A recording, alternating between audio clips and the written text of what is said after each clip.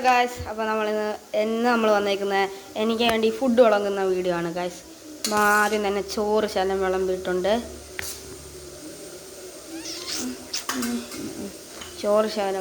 പിന്നെ അങ്ങനെ കപ്പ ചീനിയല്ലേ, കപ്പയില്ല,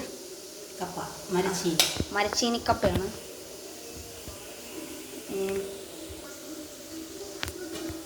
ശകലം മീനാണ്, മീൻ കറി എന്ന് പറയും. ചൂരക്കറിയൊക്കെയാ ഗൈസ്. മീൻ കഷ്ണങ്ങളല്ല ഫ്രൈ ചെയ്ത്. ഇവനധികം ഗ്രേവി വേണ്ട, എരിവ് വേണ്ട. എരിവ് കുറച്ചാണ്.